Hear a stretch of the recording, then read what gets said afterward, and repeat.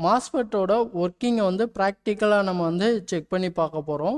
So அதுக்கு நான் என்ன பண்ணியிருக்கேன் அப்படின்னா, நம்மளோட ஒரு டிசி மோட்டார் வந்து எடுத்திருக்கேன். அதே மாதிரி வந்து பார்த்திங்கன்னா நமக்கு வந்து ஒரு மாஸ்ஃபெட் வந்து நம்ம எடுத்திருக்கோம். ஸோ இப்போ இந்த மாஸ்ஃபெட் அப்படின்றது வந்து பார்த்திங்கன்னா என் சேனல் மாஸ்ஃபெட். ஸோ அதனால நம்ம என்ன பண்ணியிருக்கோம் அப்படின்னா, இதோட கனெக்ஷன்ஸில் இப்போ பாசிட்டிவ் அப்படின்னு சொல்லக்கூடிய இந்த அவுட்புட் அப்படின்றது ஒரு எண்டு வந்து ஸ்ட்ரைட்டாக என்ன பண்ணிடுச்சு, மோட்ரு போயிடுச்சு.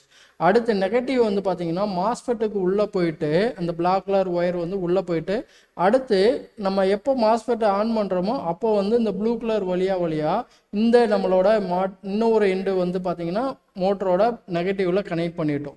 அதே மாதிரி கேட் ட்ரிகர் இன்புட் அப்படின்றது வந்து நான் எப்போ 0-1 கொடுக்குறேனோ அப்போ தான் எனக்கு என்ன ஆகும் அப்படின்னா இந்த மோட்டார் வந்து கண்ட்ரோல் ஆகும். ஸோ இதுதான் நம்ம வந்து மாஸ்ஃபெட்டில் நம்ம வந்து இந்த சர்க்யூட்டில் பண்ணியிருக்கக்கூடிய விஷயம். இப்போ நம்ம என்ன பண்ணுறோம் அப்படின்னா மோட்டரை சப்ளை வந்து ஆன் பண்ணி நம்ம என்ன பண்ணலாம் அப்படின்னா டெஸ்ட் பண்ணி பார்க்கலாம்.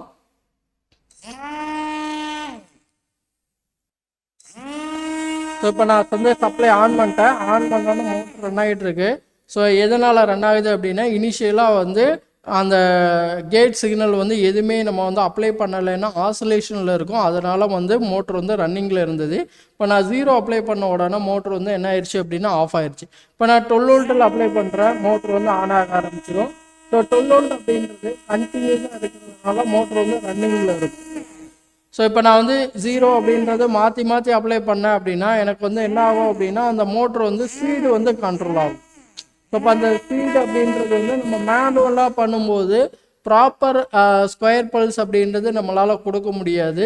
ஸோ பிடபிள்யூஎம் பல்ஸ் கொடுத்தோம் மட்டும்தான தான் நமக்கு என்ன நடக்கும் அப்படின்னா மோட்ரு வந்து ப்ராப்பராக வந்து ஸ்பீடு வந்து கண்ட்ரோல் ஆகும். இப்போ வந்து ஆன் ஆஃப் அப்படின்ற ஒரு கண்டிஷன் மட்டும்தான் நான் செக் பண்ணியிருக்கேன். ஸோ 0 கொடுத்தேன் அப்படின்னா கண்டினியூஸாக 0ல் அப்ளை பண்ணும்போது மோட்ரு வந்து ஆஃபில் இருக்குது. அதே மாதிரி இப்போ ஆன் பண்ணும்போது 12 வோல்ட் கொடுக்கும்போது மோட்ரு வந்து ஆன் ஆகிடுச்சு. ஸோ இப்போ நான் ஆஃப் பண்ணணும்னா கிரவுண்டில் டச் பண்ணோன்னா மோட்ரு வந்து ஆஃப் ஆயிரும். ஸோ இந்த மாதிரி நம்ம என்ன பண்ணுறோம் அப்படின்னா சுவிட்சிங் அப்படின்னு சொல்லக்கூடிய கான்செப்ட் வந்து இதுதான். அப்போ நம்ம இந்த மோட்டரை நான் ஆன் பண்ணணும் அப்படின்னா ஸோ இதுக்கு வந்துட்டு நம்ம நார்மல் டிரான்சிஸ்டர் வச்சு நம்மளால் என்ன பண்ண முடியாது அப்படின்னா சுவிட்சிங் பண்ண முடியாது. மாஸ்ஃபெட் வச்சு தான் நம்மளால் வந்து சுவிட்சிங் பண்ண முடியும். ஸோ அதனால தான் வந்து பார்த்திங்கன்னா சுவிட்சிங் கான்செப்டில் ஒரு ஹை கரண்ட் அப்படின்னு வரும்போது மாஸ்ஃபெட் அப்படின்னு சொல்லக்கூடிய இந்த காம்போனண்ட்டை வச்சு நம்ம சுவிட்சிங் பண்ணுறோம்.